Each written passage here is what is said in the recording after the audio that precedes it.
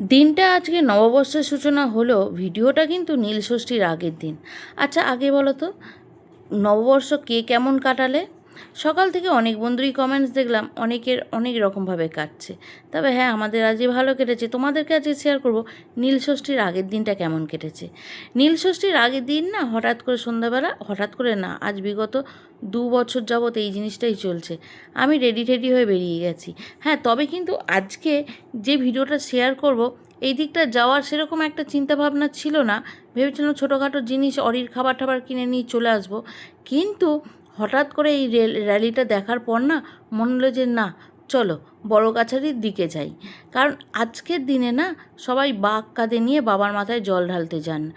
আর এখান থেকে প্রচুর সং বেরোন। সং মিন্স ওই কিছু কিছু তৈরি করে ঠাকুরের তৈরি করে নিয়ে যায়। আর এখানে দেখেছো, বাচ্চাটার মধ্যে মানসিক ছিল। এরকম একটা বাচ্চা না, অনেক বাচ্চাকেই দেখলাম ঝোড়া করে তার বাবা মা বা আত্মীয় স্বজন কাঁধে করে নিয়ে একদম বড় কাছারি পর্যন্ত হাঁটা পথে নিয়ে যাওয়া হবে। এই জিনিসটা না, আমি আমার বাড়িতে ছোটোবেলায় ওই শীতলা পুজোতে দেখেছিলাম। আর বিয়ের পর এইখানে দেখলাম। তা এমনি একটু আধটু শুনেছিলাম, কিন্তু বিগত 2 বছর ধরে এটা দেখতে বেরোই। বেশ ভালো লাগে জানো তো, রাস্তা দিয়ে যখন যাই। হ্যাঁ, রাস্তায় অবশ্যই একটু জ্যামে পড়ি, তোমাদেরকে সেই কথাও বলবো। যেতে যতটা স্মুথ হয়েছিল, আসতে কিন্তু ততটাই কষ্টকর হয়েছিল। রাত্রির বাজে 9টা, 10টা 10। আর আমরা পৌঁছেছি বড় কাছারিতে। ওই যাব কি যাব না ভাবনা চিন্তা করতে করতে গিয়ে এখানে বর অনেক কষ্টে একটু ফাঁক করে জায়গা বের করে নিজের কপালে, নিজের মাথায় একটু দুধ পুকুরের জল দিয়ে দিল, আমার মাথাতেও দিয়ে দিল। আজকের দিনে এই জায়গাটা ফাঁকা পাওয়া একটু কপালের বিষয়। কারণ প্রচণ্ড পরিমাণে ভিড় থাকে যাতায়াতের। ওই সকাল সকাল একটু অটো বাস পেলেও বেলাতে আর পাওয়া যায় না। এই দেখো, বাচ্চাটা পায়ে হেঁটে সন্ন্যাস নিয়ে পায়ে হেঁটে বড় কাছারি অবধি এসছে। তার পায়ের অবস্থা দেখেছো? কিন্তু এইগুলো কি বলো তো, বাবার কৃপায় কোনো অসুবিধা হয় না নাকি, পরে নাকি কোনো এর ব্যথাও মালুম হয় না, কিচ্ছু হয় না। তা যাই হোক, আজকের দিনে অনেকে দণ্ডি দেয়।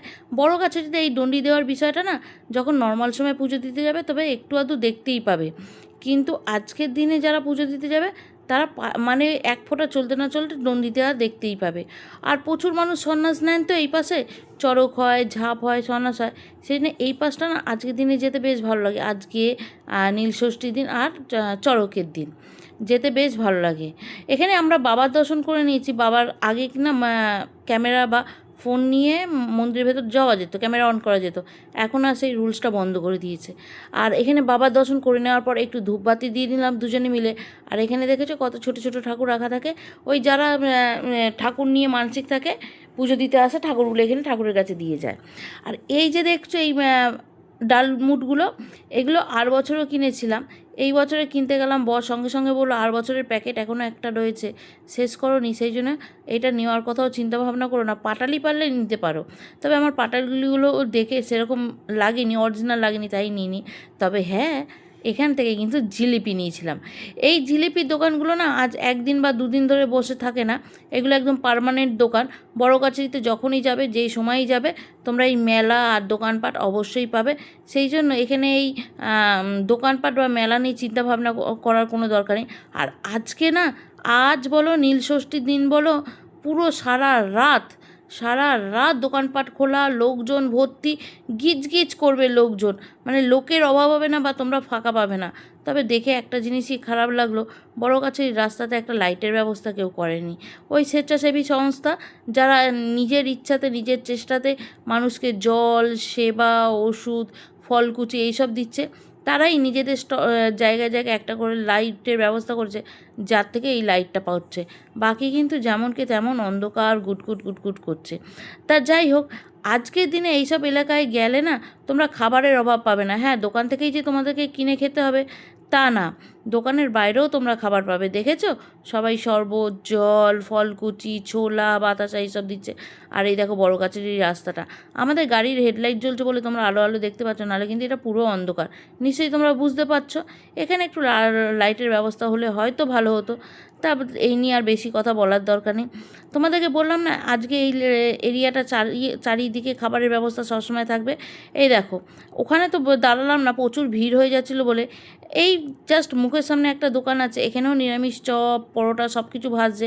আর এখন বেজে গেছে হচ্ছে 11টা। আর দেখো এখানে আমরা ঢুকেছি যখন, তখন দেখলাম চপ ভেজে নামাচ্ছে। দুজনে একটা করে চপ খেয়ে নিলাম আর বাড়ি আসার জন্য সোজা বেরিয়ে এলাম। চপও তো হয়েছে এবারেই। এই যে বাড়ি আসার সময় একটুখানি রাস্তা ফাঁকা পেয়েছি, তারপর থেকে জ্যাম। আর জ্যাম মানে মারাত্মক জ্যাম। এই ঢলটা না ওই মনে হয় জয়পুর জয়পুর বা এরকম কোথা থেকে এই ঢলটা আসছে, মানে এর আগে একটা কাছারি আছে, সেখানে পুজো আচ্ছা দিয়ে এই ঢলটা আসে। এখান থেকে আসার সময় একদম মানে যাকে বলে মাথার ঘাম পায়ে পড়ে যাওয়ার অবস্থা। একটুও ফাঁকা নেই, কী কষ্টে যে এসেছি, প্রায় 1.5 ঘন্টা এই জ্যামটার মধ্যে আটকেছিলাম। খুব স্বাভাবিক, যারা উপোস করে রয়েছে, সন্ন্যাস হয়ে রয়েছে, ঝাঁপ দেবে, পুজো দেবে, তাদেরকেই তো আগে ছাড়া উচিত না। আমরা তো গাড়ি নিয়ে গেছি। হ্যাঁ, আমার টেনশনটা ছিল যে বাড়িতে বাচ্চাগুলো রেখে গেছি, 12টা বেজে গেছে, এখনও খাবার দাবার হয়নি। ওই খাবার দাবার হয়নি, খাবার কিনে নিয়ে এলে হতো, কিন্তু আমরা ভাবতে পারিনি যে অতটা দেরি হবে।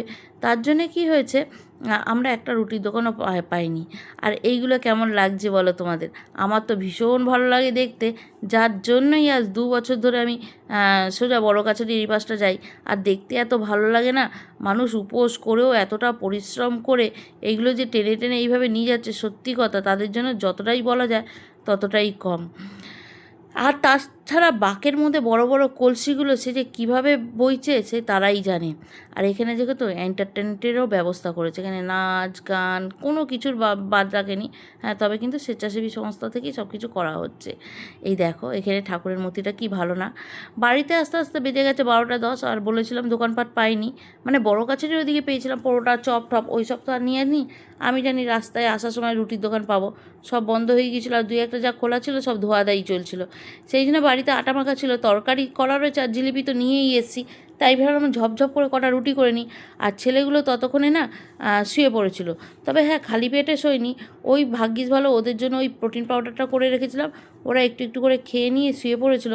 জানে যে হ্যাঁ মা কিছু নিয়ে আসবে বা কিছু একটা এসে করবে।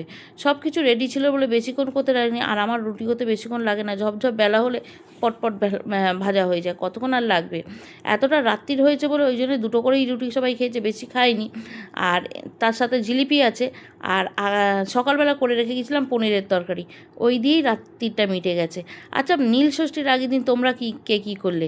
নীল ষষ্ঠীতে কিন্তু আমি উপোসও করেছি, সেই জন্য আজকে রাত্রে কিন্তু 12টা বেজে যাওয়ার জন্য আমার আর খাওয়াটা হয়নি।